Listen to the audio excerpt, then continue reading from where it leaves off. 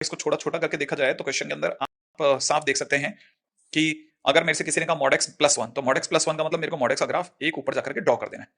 बड़ा ऑब्वियस है, ठीक है ना। अगर किसी ने कहा x square plus one, right है, तो मेरे को एक्स स्क्वायर प्लस वन का ग्राफ बनाने के लिए एक्स स्क्वायर के ग्राफ को एक ऊपर जाकर ड्रॉ कर देना, मैंने यूं कुछ अपना क्वेश्चन का ग्राफ बनेगा, राइट, ऐसा कुछ बन जाएगा ग्राफ। अब जो भी हमारे पास में ग्राफ हाथ में आए, थोड़ा तो अच्छा बन जाओ भैया, ठीक है ना।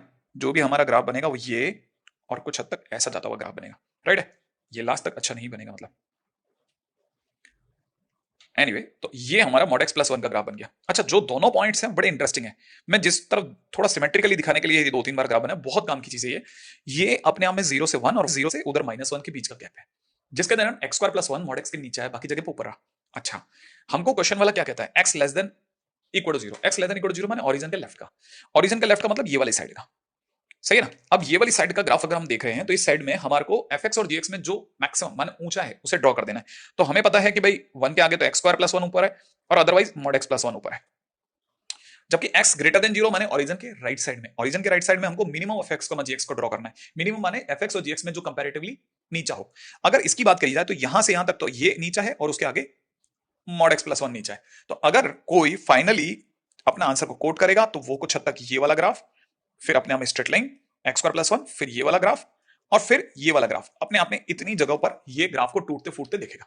अगर वो इस तरह से ग्राफ को टूटते फूटते दिखेगा तो आप में से सभी लोगों को ये तो क्लियर हो गया होगा कि जो भी ग्राफ हम लोगों से बन रहा है उसमें कितने पॉइंट्स ऐसे हैं जहां पे फंक्शन अपनी डिफरेंशिएबिलिटी खो दी है, ठीक है। तो देखिए साहब, पहला बैंड तो यहाँ आया, दूसरा बैंड इस जगह आ रहा है और तीसरा बैंड इस जगह आ रहा है। तो कहने का मतलब ये कि टोटल नंबर ऑफ पॉइंट्स जो होंगे जहां पे function is H x is not differentiable, H x is not differentiable,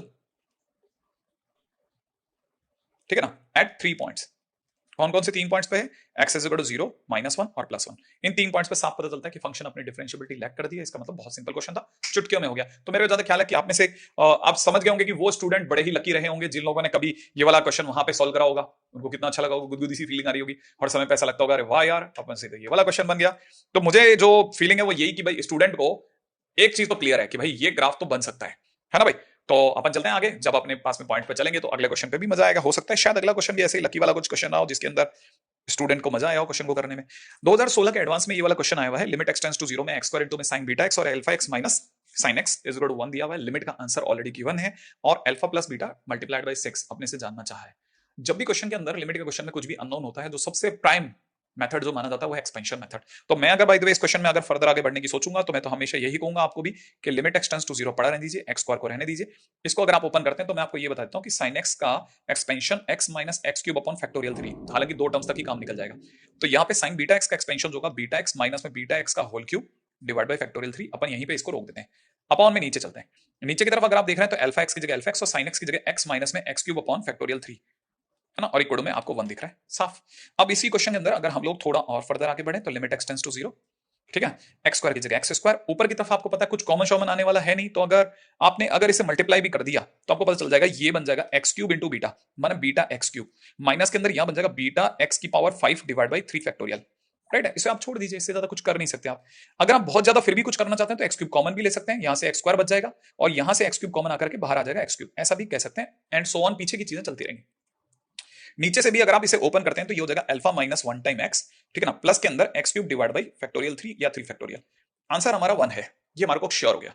अच्छा, अब खास बात क्या है, जितने भी क्वेश्चन एक्सपेंशन मेथड में होते हैं उनका आंसर जो होता है ऊपर का हाईएस्ट कोफिशिएंट माने लोएस्ट कोफिशिएंट और नीचे के लोएस्ट कोफिशिएंट का रेशो होता है। क्या क्या क्या क्या, ऊपर का लोएस्ट कोफिशिएंट अगर आप देख रहे हैं तो लोएस्ट कोफिशिएंट एक्स क्यूब है, ये तो एक्स की पावर 5 है, राइट है ना भाई। लोएस्ट कोफिशिएंट कौन है सब सोचो जरा, लोएस्ट कोफिशिएंट एक्स क्यूब है, नीचे का लोएस्ट कोफिशिएंट जो है वो एक्स दिख रहा है, लेकिन अगर नीचे से अगर एक्स रह गया लोएस्ट, ठीक है ना, तो कटने के बाद ऊपर एक्स स्क्वायर बचेगा और एक्स की जगह मुझे जीरो रखना पड़ेगा तो आंसर जीरो में दिखेगा, लेकिन आंसर 1 आ रहा है। इसका मतलब जरूर नीचे एक्स का कोफिशिएंट रहा ही नहीं होगा। इसका मतलब ये कि जरूर ऐसा रहा होगा कि किसी ने अल्फा माइनस वन को जीरो माना होगा और अल्फा की वैल्यू 1 करके साइड कर दी होगी कि भाई तुम हट जाओ। अल्फा की वैल्यू 1 होते ही नीचे एक्स बचा ही नहीं और फाइनली आपके पास में लिमिट में क्या आंसर बचा होगा, limit x tends to zero, आपको साफ दिख रहा है ऊपर से बचेगा x cube into beta minus में बीटा एक्स की पावर 5 डिवाइड बाई 3 फैक्टोरियल, यही बचेगा। और नीचे से आपका अल्फा तो 1 है तो नीचे से बचेगा x cube divide by 3 factorial, यही तो बचेगा। और आपका आंसर 1 सोचा जा सकता है कैसे, अब आपको पता है ऊपर से अगर आपने एक्स क्यूब कॉमन ले लिया तो यहां पे क्या बचेगा मेरे दोस्त, एक्स स्क्वायर। इस एक्स क्यूब से ये वाला एक्स क्यूब कट जाएगा, 3 फैक्टोरियल ऊपर जा चुका हो, 3 फैक्टोरियल का मतलब 6 है ना, तो अगर देखा जाए तो 6 ऊपर जा चुका है तो 6 बीटा माइनस, अब देखिए एक्स की जगह जीरो पुट करते ही ये पीछे का टर्म ही जीरो हो गया है, एक्स की जगह मैंने यहाँ जीरो पुट करा है और पीछे जितने भी एक्स के टर्म होंगे वो सारे जीरो हो जाएंगे, तो ऊपर से बचेगा सिर्फ 6 बीटा इक्वल टू 1। इसका मतलब फाइनली आपकी बीटा की वैल्यू कितनी बची मेरे दोस्त, 1/6। अब आपके पास अल्फा 1 आ चुका है, बीटा 1/6 आ चुका है, तो आपको पता होगा अल्फा प्लस बीटा करने पर आपका आंसर 1 + 1/6 बोले तो 7/6 बन जाएगा, है ना भाई। तो यहां से देखा जाए तो ये 7/6 बन गया, तो इसका मतलब 6 टाइम अल्फा प्लस बीटा का आंसर कितना बनेगा, 7। तो आपका आंसर कितना हो गया, 7। तो आंसर इज बेसिकली 7। बहुत ही सिंपल क्वेश्चन है, आसान क्वेश्चन है, डुएबल क्वेश्चन है, करा जा सकता है और करना चाहिए, ठीक है। तो ये एक ऐसा क्वेश्चन है जो आप मेरा अंदाजा ख्याल है हर एक जना बहुत ही खुशी से रिपीट करेगा और उसे बिल्कुल भी बुरा नहीं लगेगा इस क्वेश्चन को करते समय। क्या ये तक की बात सही है?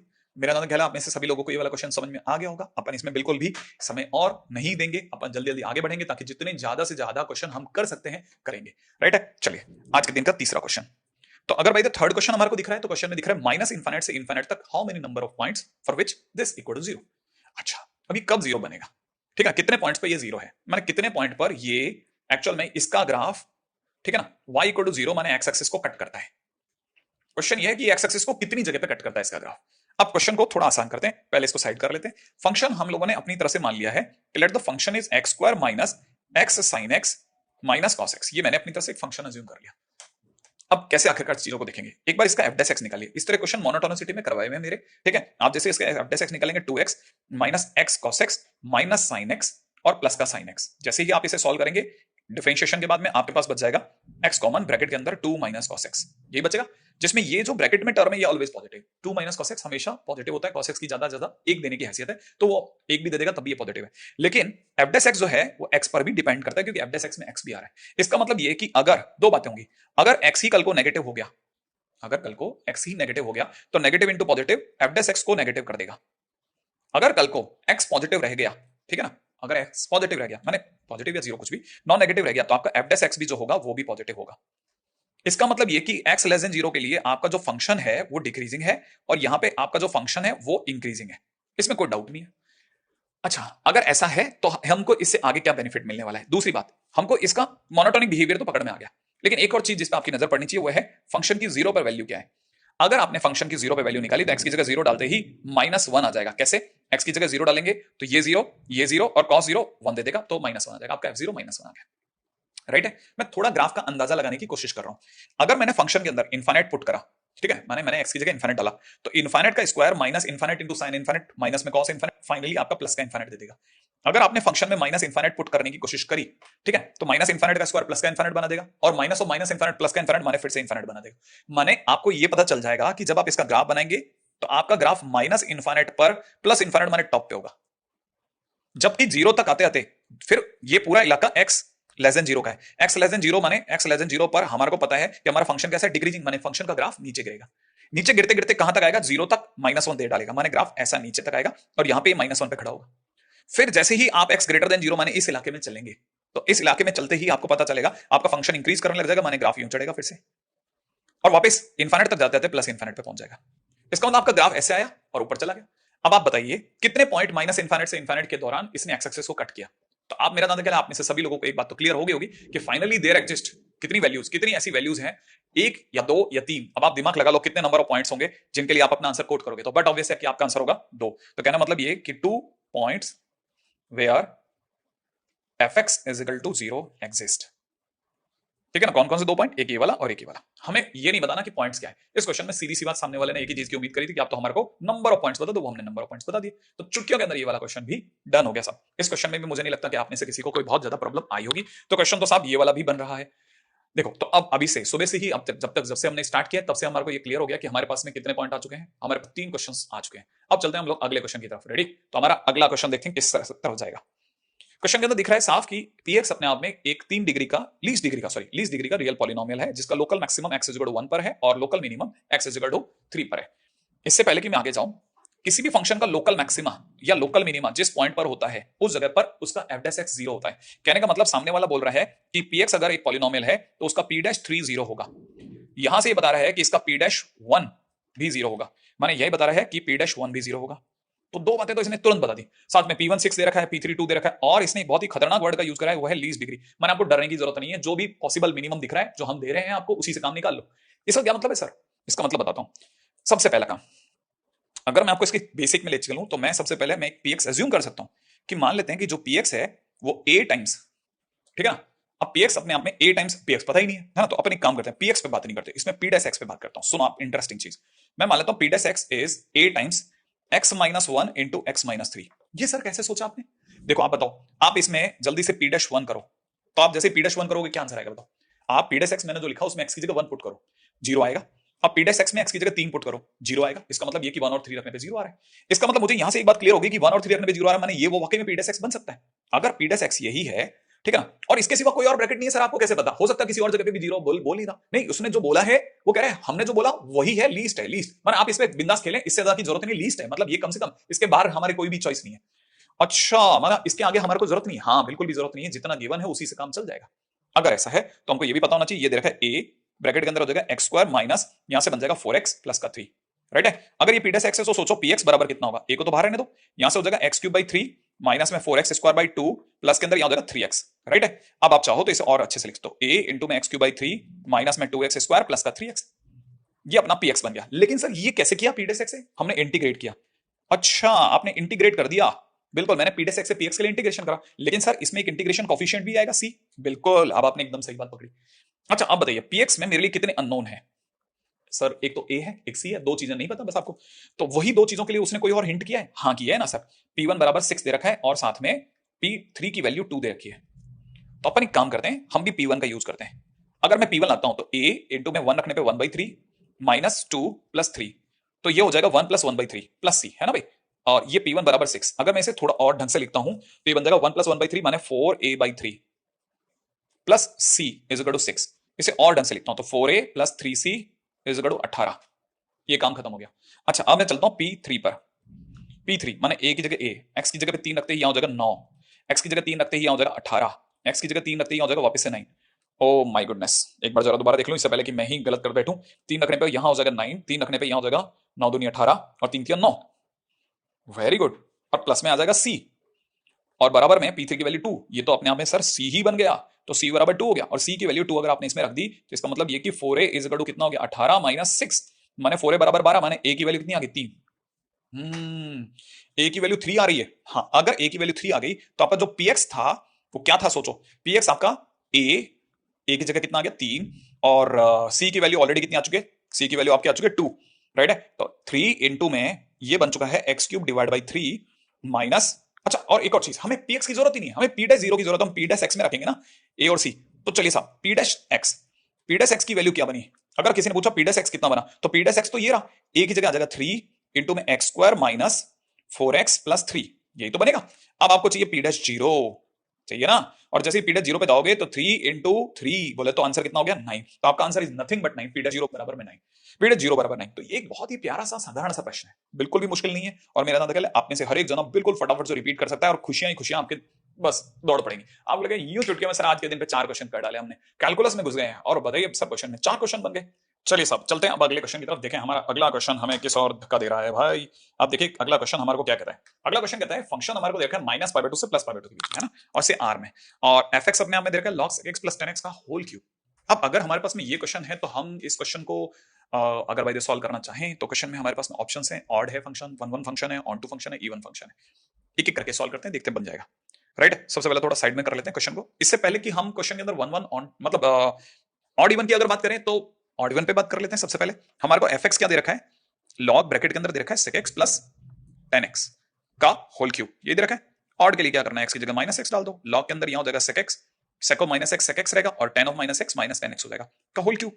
अच्छा आपको ये पता होना चाहिए कि sec x माइनस 10x जो होता है ये 10th में सिखाया जाता है 1 upon sec x plus 10x होता है, सही है। तो मैं क्या करूंगा, इसको ऐसे लिख दूंगा, लॉग ब्रैकेट के अंदर 1 upon sec x plus 10x का होल क्यूब, ये लिख दूंगा। और जैसे ही मैं ये लिखूंगा मुझे पता है ये बन जाएगा log sec x plus 10x की पावर माइनस 1 का होल क्यूब, भाई ऊपर चला जाएगा पावर में, और आपको पता है लॉग में माइनस पावर जंप करके आगे आ जाएगी, और माइनस जैसे आगे आएगी क्यूब बिल्कुल ही बाहर ले जाएगा, तो माइनस में लॉग ब्रैकेट के अंदर कितना हो जाएगा sec x प्लस 10x का होल क्यूब। क्या ये बात समझ में आ गई? हाँ, अगर ये आ गया तो ये बन गया माइनस एफ एक्स, और जैसे ही माइनस एफ एक्स बना, एफ ऑफ माइनस एक्स अगर माइनस एफ एक्स बन जाए तो फंक्शन ऑड होता है, इवन नहीं होता, तो मतलब दो ऑप्शन सही, मतलब ना दो ऑप्शन और काम खत्म हो गया। अब रह गया वन वन फंक्शन है या ऑन टू फंक्शन है, इसके ऊपर भी बात कर लेते हैं। तो पहला टाइटल खत्म हो गया, अब दूसरे टाइटल पे दौड़ है। फंक्शन अपने आप में वन वन है, ऑन टू है, क्या है, इसके लिए एक काम करते हैं, पहले थोड़ा फंक्शन को थोड़ा कंपैरेटिवली आसान करते हैं। ये लिखा हुआ है sec x प्लस 10x का होल क्यूब, इसे बाहर क्यूब ही रहने देते, लॉग ब्रैकेट के अंदर sec x का मतलब 1 अपॉन cos x, इसका मतलब होता है sin x upon cos x, और पूरे का होल क्यूब चल ही रहा है, तो यहां से बन जाएगा लॉग, अब देखिए एलसीएम लेंगे तो 1 plus sin x upon cos x का होल क्यूब बन जाएगा, ठीक है ना, तो 1 प्लस sin x अपॉन में cos x का होल क्यूब, ये बन गया। और आसान करते हैं, और जितना तोड़ सकते हैं, जितना गहराई तक चीजों को ले जा सकते हैं उतना गहराई तक चीजों को ले चलते हैं, ठीक है ना। ऊपर की तरफ 1 प्लस sin x का मतलब होता है, अगर आप ध्यान से देखोगे कि बनता है cos x बाई 2 प्लस में sin x बाई 2 का होल स्क्वायर। सोचना, cos x का मतलब होता है cos square x by 2 minus sin square x by 2। कौन सा फार्मूला लगाया सर आपने? भाई मैंने फार्मूला लगाया ये वाला कि 1 प्लस साइन 2x जो होता है ये basically cos x plus sin x का होल स्क्वायर होता है। आप इसे ओपन करके देख लो एक बात, ठीक है ना। अच्छा, ये पहला फार्मूला। दूसरा कौन सा लगाया सर? दूसरा फार्मूला मैंने लगाया कि आप में सभी को पता होगा कि cos 2x अपने आप में cos square x minus sin square x होता है, तो सेम वे जो आपका cos x होगा वो cos square x by 2 minus sin square x by 2 होगा।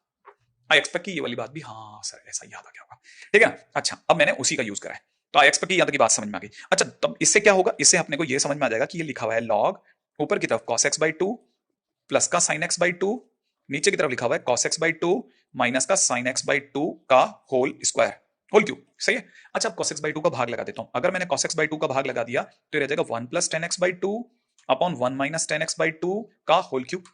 और अगर ऐसा हो गया तो आप में से हर एक जना इसे लॉग ब्रैकेट में 10 pi by 4 plus x by 2 का होल क्यूब देखेगा। आप चाहते तो मैं डायरेक्ट भी लिख देता, लेकिन मैंने एक स्टेप आपके सामने तोड़ करके दिखा दी, कैसा दिखेगा। अच्छा, अब आपके लिए ये चीज सोचने वाली है कि आपका x जो है, पहले ये समझो कि आपका डोमेन, फंक्शन का डोमेन माइनस पाई बाई 2 से प्लस पाई बाई 2 में है। तो अगर माइनस पाई बाई 2 से प्लस पाई बाई 2 में है तो आपका डोमेन माने x जो है वो माइनस पाई बाई 2 से प्लस पाई बाई 2 में है। इसे समझो ऐसे, इसका मतलब आपकी कहानी में x बाई 2 है, तो आपका जो x बाई 2 होगा वो माइनस पाई बाई 4 से प्लस के पाई बाई 4 के बीच में होगा।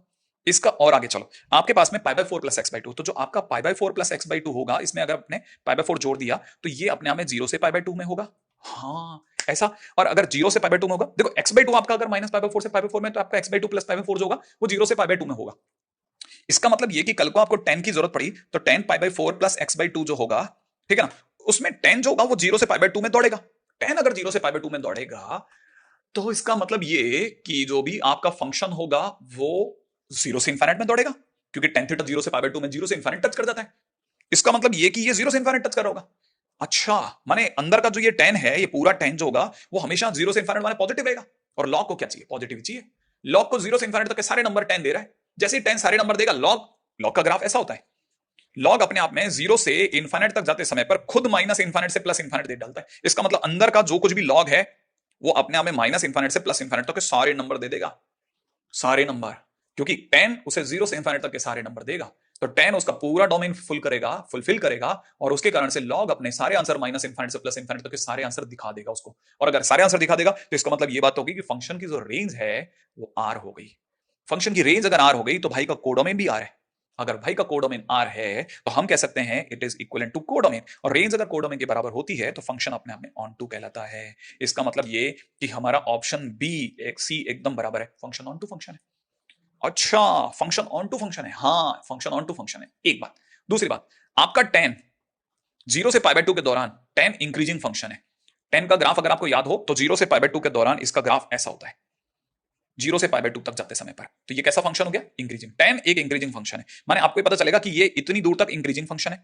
अच्छा, log खुद एक इंक्रीजिंग फंक्शन है, आप देखो जरा इसका ग्राफ, log एक इंक्रीजिंग फंक्शन है, तो ये इंक्रीजिंग में इंक्रीजिंग है, और होल क्यूब होने की वजह से कोई फर्क नहीं पड़ेगा।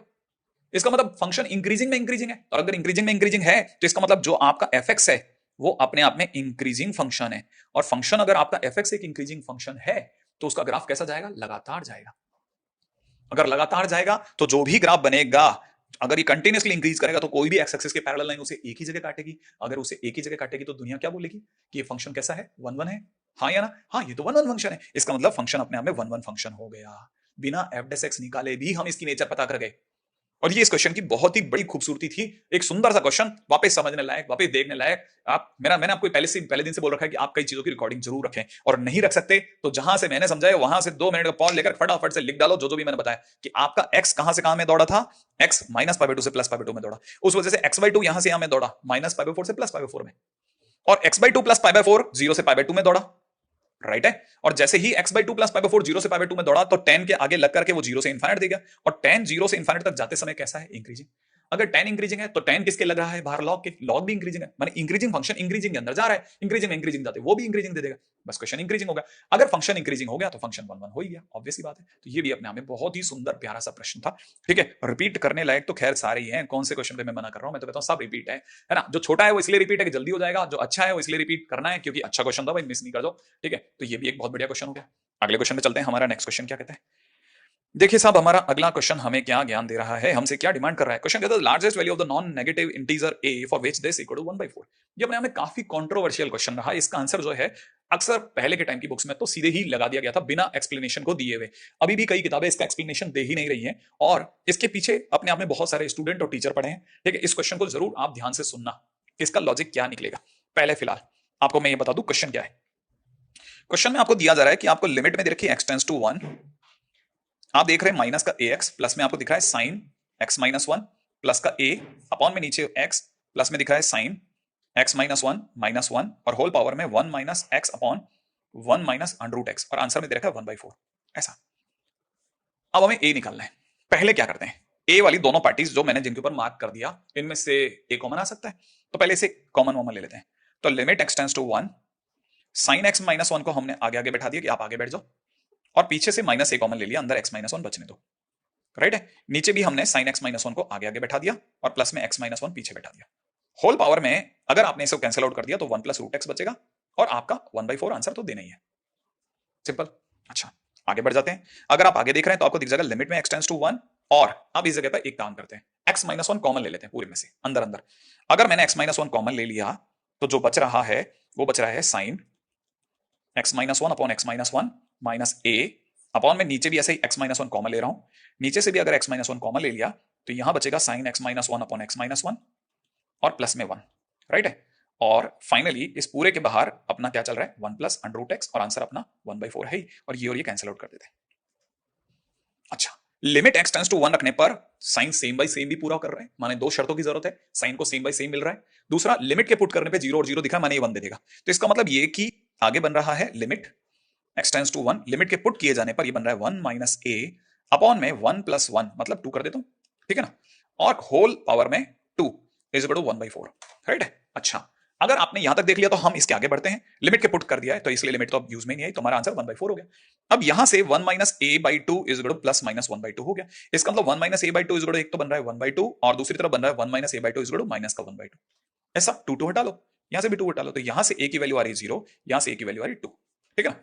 अब ऑब्वियस सी बात है दोनों ही आंसर नॉन नेगेटिव है और लार्जेस्ट है, दोनों में बड़ा कौन है, 2। अगर आप ध्यान से देखेंगे तो 2 आंसर हो गया, सही है।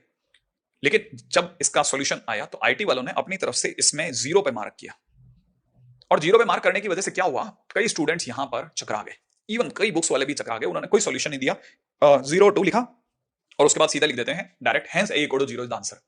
अब यहां पे स्टूडेंट चकरा जाता कि यार ये 0 2 में तो बड़ा 2 है यार, तुम 0 क्यों बोल गए। ये वो जगह आ गई जहां पर आकर के कंट्रोवर्सी स्टार्ट हुई।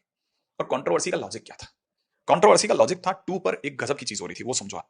अगर आपने 2 रखा तो 2 रखने पे क्या होता है, देखो, अगर आपने a की जगह 2 वापस यहां रखा तो सोचो, a की जगह 2 रखते ही 1 माइनस 2/2, ठीक है, होल पावर में 2 इज इक्वल टू 1/4। इसका मतलब ये कि अगर आप ध्यान से देखेंगे तो माइनस 1/2 का whole square is equal to 1/4, हाँ या ना, और वो होता भी है। तो इसमें गलत क्या हो गया, यही तो कमाल था। गलत क्या हो गया, ये क्लिक नहीं कर रहा था लोगों को, यार इसमें गलत हो कहां रहा है, इस पूरी कहानी में गलत कहां हो रहा है कि यार माइनस 1/2 का होल स्क्वायर 1/4 होता है सर, इसमें क्या गलत है। अब इसमें गड़बड़ कहां थी वो बताता हूं। गड़बड़ थी बहुत ही बेसिक बात में जो हमको 11th क्लास में ध्यान देनी है। वो है जैसे मैं आपके सामने माइनस 1/2 की होल पावर 1/2 बोलूं, तो आप बताओ ये क्या होगा। आप कहोगे सर ये अंडर रूट में माइनस 1/2 है, ये नॉट डिफाइंड होगा, और क्या, हाँ या ना, आप कहोगे नॉट डिफाइंड होगा, मैं कहूंगा हाँ सही बात है, आप भी कहोगे सही बात है सर, नॉट डिफाइंड होगा। अच्छा, अब मैं आपसे अगला क्वेश्चन पूछता हूं, माइनस में 1/2 की होल पावर में अगर मैं आपको बोलूं कि किसी ने मुझे 5/4 दे दिया, ये क्या होगा। अब इस जगह पे आप चुप हो जाओगे, आपको क्लिक ही नहीं करेगा कि क्या जवाब दूं, मतलब कुछ होगा। लेकिन अगर मैं आपको ये बताऊं कि आपने जो सोचना चालू करा है वो बेसिकली माइनस 1/2 की पावर 1/4 की पावर 5 है, ध्यान से सोचो, बेसिकली मैं आपसे ये पूछ रहा हूं, तो इससे क्या होता है सर। अगर आप ये भी देख रहे हैं तो मैं आपको ये बता दूं कि पावर 1/4 का मतलब 2 टाइम्स अंडर रूट में माइनस 1/2 की होल पावर 5 हो गया। ओके, 1/4 का मतलब ये होता है, हाँ। लेकिन अगर ऐसा हो गया तो आपको सभी को समझ में आ जाएगा कि अंडर रूट के अंदर माइनस 1/2 तो एक नेगेटिव है, ये तो सर डिफाइंड ही नहीं होगा, मतलब ये भी नॉट डिफाइंड है, हाँ नॉट डिफाइंड है। इसका सर अपने क्वेश्चन से क्या लेना था? अपने क्वेश्चन में तो स्क्वायर है ना, आप वहीं रहो ना। अब क्वेश्चन में जो लेना देना वो आने वाला है, वो भी आएगा, रुक जाओ जरा। अब जो भी मैंने आपके सामने लिखा, उससे पहले कि मैं आगे बढ़ूं, मैं आपको इससे पहले कि हमने जो दो एग्जांपल लिए, इससे एक रिजल्ट तक ले आता हूं। पहले रिजल्ट क्या है? रिजल्ट ये है कि अगर आप दोनों की डिग्रीज को ध्यान से देखोगे तो इसकी डिग्री 1/2 है, इसकी डिग्री 5/4 है, और दोनों ही डिग्री में एक चीज कॉमन है, ऊपर एक ऑड है और नीचे एक इवन है। ये ऑड बाई इवन है बेसिकली। अब आप में से कई लोगों को समझ में आएगा, ओहो ऑड बाई इवन, हाँ, और नेगेटिव की पावर ऑड बाई इवन, ठीक है ना, हमेशा नॉट डिफाइंड होती है, याद रखना। अच्छा, नेगेटिव की पावर ऑड बाई इवन हमेशा अनडिफाइंड होती है? हाँ, हमेशा अनडिफाइंड, लेकिन सर यहाँ तो 2 है ना सर। अब आपको ये भी बताता हूं, आपने लिमिट क्या पुट करी थी? लिमिट 1 पुट करी थी। लिमिट थी x tends to 1, x tends to 1, x is not 1, x tends to 1। अगर x टेंड्स टू 1 है तो ये आपका टेंडिंग टू 2 है। इसे ऐसे पढ़ा जाता है कि दो की तरफ जा रहा है, दो नहीं बना। अगर दो की तरफ जा रहा है तो दो बातें संभव हैं, कि ये -1/2 की पावर, ठीक है ना, 1.999999 ऐसा ले लेते हैं, या -1/2 की पावर 2.000001, ऐसा मैं मतलब जान के दो के आसपास के दो नंबर दिखा रहा हूं, ले ले। अगर ऐसा ले लिया तो आप में से हर एक जना एक कदम बाद ऐसा देखेगा, इसे ये लिखा हुआ 1999999 अपॉन में 1000000, और इसे आप क्या पढ़ोगे, -1/2 की पावर में 2000001 अपॉन में 1000000, ऐसे ही पढ़ोगे। मैंने बस नीचे के जीरो नहीं गिने, मैंने बस ऐसे लगा दिया। तो अगर मैं ऐसा ही कुछ कर रहा हूं और आप समझ रहे हैं कि हाँ ये वही चीज चल रही है, तो आप एक बात सोच के जवाब दो, क्या आपको ऊपर एक ऑड और नीचे एक इवन के दर्शन हो रहे हैं? क्या आपको ऊपर एक ऑड और एक नीचे इवन के दर्शन हो रहे हैं? हाँ, और नेगेटिव की power odd upon even not defined. इसका मतलब ये कि a इक्वल टू 2 पर फंक्शन ही नॉट डिफाइंड है, 1/4 आएगा ही नहीं, फंक्शन नॉट डिफाइंड, इसीलिए आंसर ही रिजेक्ट हो गया। और यही इकलौता तरीका था जिसके कारण से हमारे पास एक ही आंसर बचा, 0, और 0 ही आंसर बचा, और यही सबसे लार्जेस्ट बन गया, इसलिए आंसर था a equal to 0 is the right answer. It was one of the very good, very important concept to understand, और ये अपने आप में 2014 के सबसे सिंपल क्वेश्चंस में से एक, लिमिट के सबसे आसान क्वेश्चन में से एक माना गया, परंतु ये आसान नहीं था क्योंकि इसके आंसर ही समझ में नहीं आया हुए कैसे। और ये इसका सबसे परफेक्ट जवाब है जो मैंने आपको अभी दिया है, आप अपनी तरफ से इसे याद रखें, ये आपके काम आएगा। और वापस से जैसा अच्छा क्वेश्चन है, मैं वापस क्या बोलूंगा, रिपीट जरूर कर लेना मेरे दोस्त, रिपीट जरूर कर लेना, क्योंकि अगर ये रिपीट हो रहा है तो फिर तो आपसे क्वेश्चन बनते चले जाएंगे। आई एक्सपेक्ट कि आपको ये वाली कहानी पकड़ में आ गई होगी कि हाँ सर ये तो कर लेंगे सर रिपीट अच्छे से, है ना। तो उम्मीद है आप कर सकते हैं। अगले क्वेश्चन पे चलते हैं आगे। अगला क्वेश्चन हमारे को किस और लेके जाता है वो बहुत काम का होगा।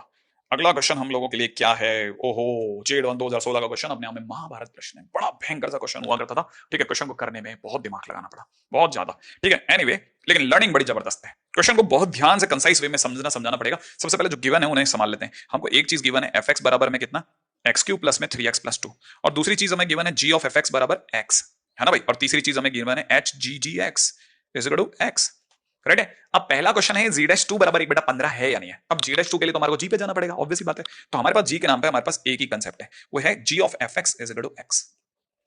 उम्मीद है पता समझ में आ गया कि हाँ g fx बराबर x है। अच्छा, g' का g' fx और फिर fx का f' बराबर में 1 हो गया, हाँ या ना। अच्छा, अब मुझे चाहिए g' में 2 और मेरे को मदद करेगा fx, ठीक है ना। अब जो भी मदद वाली चीज होंगी ना वो मैं यहाँ साइड में संभालता रहूंगा। मेरा fx कितना है, fx मुझे पता है x³ प्लस में 3x प्लस 2 है, राइट। मैं इसमें 0 डालता हूँ तो 0 डालते 2 आएगा। तो मैं एक काम करता हूं, मैं आपसे ये कहता हूं कि मेरे पास में जो g' fx दिया है वो g' fx बराबर में 1/f' भी है। हाँ, अब मैं x की जगह पे 0 पुट करता हूं इसमें। अगर मैंने x की जगह 0 पुट करा तो आप कहोगे g'(f0) बराबर में सर यहाँ पे भी 1/f0 भी होगा, हाँ होगा, ठीक है ना। आपको साथ में f' बोलो, f' सर 3x² प्लस 3 होगा, तो x की जगह 0 भी रख के देख लो, सर ये तो 3 होगा। हाँ, तो जैसे ही आप ऐसा करोगे g'(f0) की वैल्यू 2 मैं यहां से उठाऊंगा, ठीक है ना। f'0 की वैल्यू कितनी, 2, तो मैं 2 यहां रख देता हूं, और f'0 की वैल्यू कितनी है, 3, दिख रहा है, तो मैं यहाँ पे 3 रख देता हूं। तो g'2 बराबर कितना आ गया, 1/3, जबकि सरकार कितना करी, 1/15। मैंने रॉन्ग ऑप्शन, एक ऑप्शन तो गलत हो गया। क्लियर है यहां तक की बात। मैंने कहा ना बहुत कंसाइज क्वेश्चन है, एक एक इंच का यूज करना पड़ेगा, ठीक है। हाँ, एक भी गलती मतलब बाहर आ जाएंगे। अब चलते हैं दूसरे पोर्शन की तरफ। सेकंड पोर्शन क्या कहता है, सेकंड पोर्शन अब h'1 पे बाद में चले जाएंगे हम, कुछ चलते हैं h0 या फिर hg3, दोनों में से किसी एक तरफ चलने की कोशिश करते हैं, ठीक है। लेकिन h की तरफ मूव करने का मतलब ये हो गया कि हमारे को उठा लेना चाहिए hggx बराबर में कितना चल रहा है भाई, x चल रहा है। अच्छा, hggx बराबर में अगर x चल रहा है तो मैं x की जगह पर कुछ ऐसा कुछ पुट करना चाहूंगा जिससे मेरी कुछ वैल्यूज बने, कि मतलब मैं जैसे मैं h0 सी ऑप्शन की बारे में बात कर रहा हूं, अगर मैं सी ऑप्शन की बात कर रहा हूं तो मुझे सब में लास्ट तक 0 चाहिए, लास्ट में मुझे 0 चाहिए।